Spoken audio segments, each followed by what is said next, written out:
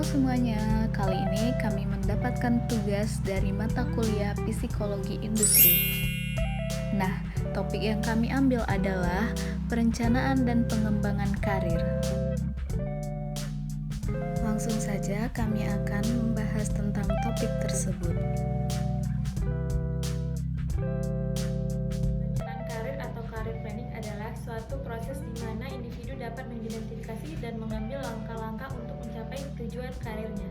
Melalui perencanaan karir atau career planning, setiap individu mengevaluasi kemampuan dan minatnya sendiri, Pertimbangkan kesempatan karir secara alternatif, menyusun tujuan karir. dan merencanakan aktivitas-aktivitas pengembangan praktis.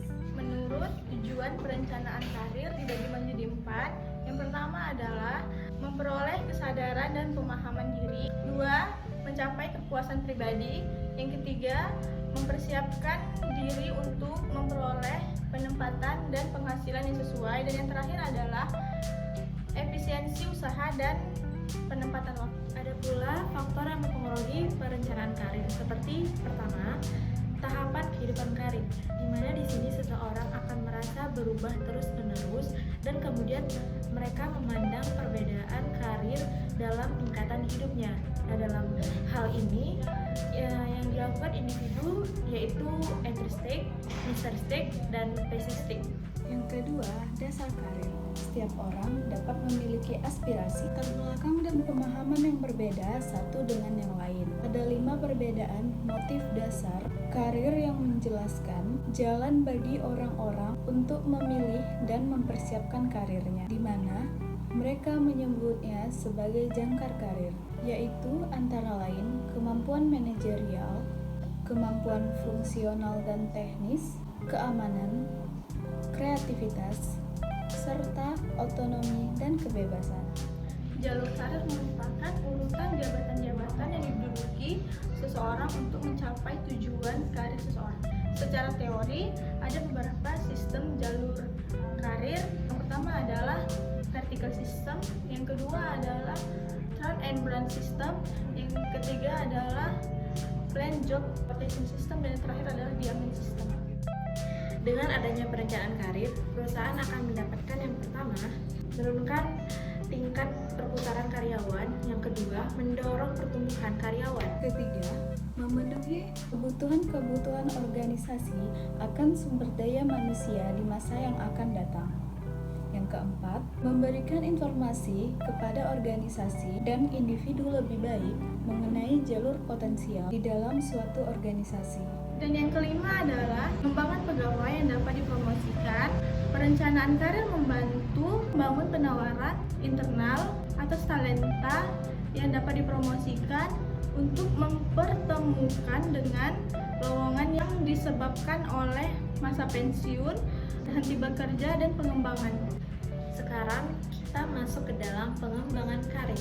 Pengembangan karir adalah suatu langkah untuk menempuh perusahaan dalam menghadapi tuntutan tugas karyawan dan untuk menjawab tantangan di masa depan dalam pengembangan sumber daya manusia di perusahaan, yang merupakan suatu keharusan yang mutlak dan diperlukan. Pengembangan karir atau career development meliputi aktivitas-aktivitas untuk mempersiapkan seorang individu pada kemajuan jalur karir yang direncanakan. Beberapa prinsip pengembangan karir sebagai berikut. Pertama adalah pekerjaan itu sendiri mempunyai pengaruh yang besar terhadap pengembangan karir. Dan yang kedua adalah bentuk pengembangan skill yang dibutuhkan ditentukan oleh permintaan pekerjaan yang spesifik. Yang ketiga, pengembangan akan jadi hanya jika seorang individu belum memperoleh skill yang sesuai dengan tuntutan pekerjaannya. Yang keempat, waktu yang digunakan untuk pengembangan dapat dikurangi dengan mengidentifikasi rangkaian penempatan pekerjaan individu yang rasional. Dengan tujuan yang pertama, membantu pencapaian tujuan individu dan perusahaan dalam pengembangan karir karyawan yang merupakan hubungan timbal balik yang bermanfaat bagi kesejahteraan karyawan akan tercapainya tujuan perusahaan.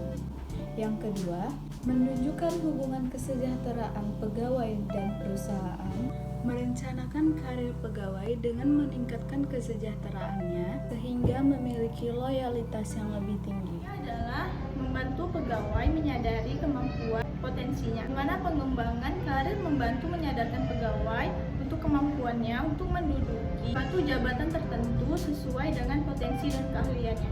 Dan yang keempat adalah memperkuat hubungan pegawai dan perusahaan. Pengembangan karir akan memperkuat hubungan dan sikap pegawai terhadap perusahaannya. Yang kelima, membuktikan tanggung jawab sosial pengembangan karir, suatu cara untuk menciptakan iklim kerja yang positif dan membantu pegawai-pegawai lebih bermental sehat.